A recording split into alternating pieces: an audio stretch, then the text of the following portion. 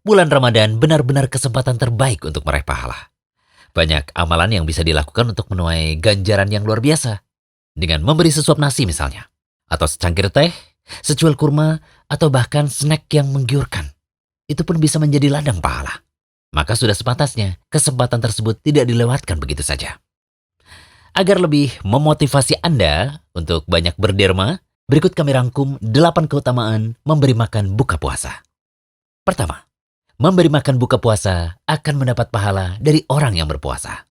Hal ini sebagaimana hadis dari Zaid bin Khalid al-Juhani radhiyallahu anhu, ia berkata bahwa Rasulullah shallallahu alaihi wasallam bersabda, "Siapa yang memberi makan orang yang berpuasa, maka baginya pahala seperti orang yang berpuasa tersebut tanpa mengurangi pahala orang yang berpuasa itu sedikit pun juga." Hadis riwayat Tirmidzi, Ibnu Majah, dan Ahmad. Al-Hafidz Abu Thahir mengatakan bahwa hadis ini sahih.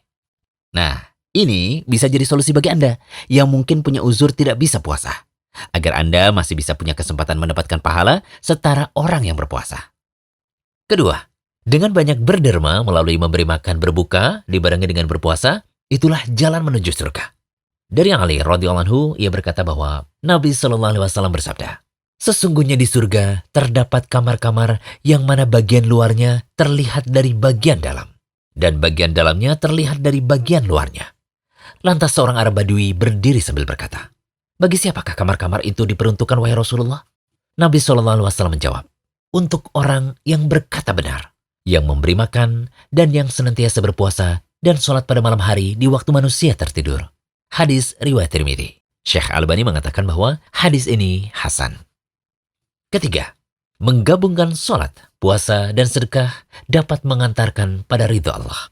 Ibnu Rajab Al-Hambali rahimahullah menyatakan, puasa, sholat, dan sedekah mengantarkan orang yang mengamalkannya pada Allah.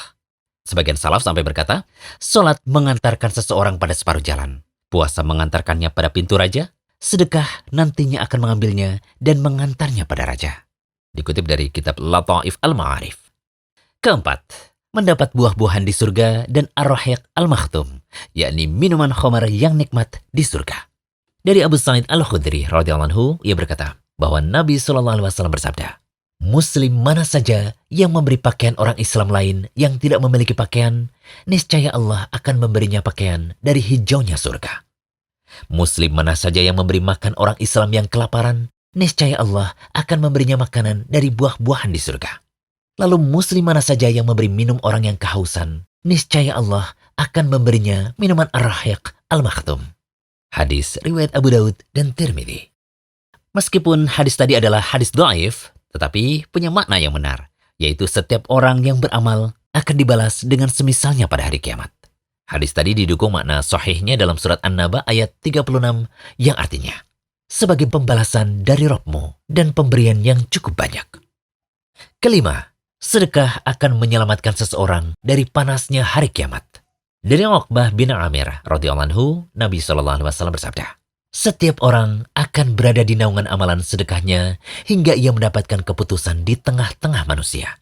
Hadis riwayat Ahmad. Syekh Syu'aib Al-Arnaud mengatakan bahwa sanad hadis ini sahih. Keutamaan yang keenam, sedekah akan menambah berkah harta. Terkadang Allah membuka pintu rizki dari harta yang disedekahkan. Sebagaimana terdapat dalam hadis, sedekah tidaklah mengurangi harta.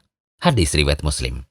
Maksud hadis tadi, sebagaimana dijelaskan oleh Imam Nawawi rahimahullah, bahwa harta tersebut akan diberkahi dan akan dihilangkan berbagai dampak bahaya padanya. Kekurangan harta tersebut akan ditutup dengan keberkahannya. Ini bisa dirasakan secara indrawi dan kebiasaan. Juga walaupun secara bentuk harta tersebut berkurang, tetapi kekurangan tadi akan ditutup dengan pahala di sisi Allah dan akan terus ditambah dengan kelipatan yang amat banyak. Demikian yang tertulis dalam Syarah Sahih Muslim. Kemudian yang ketujuh, sedekah akan meredam murka Allah.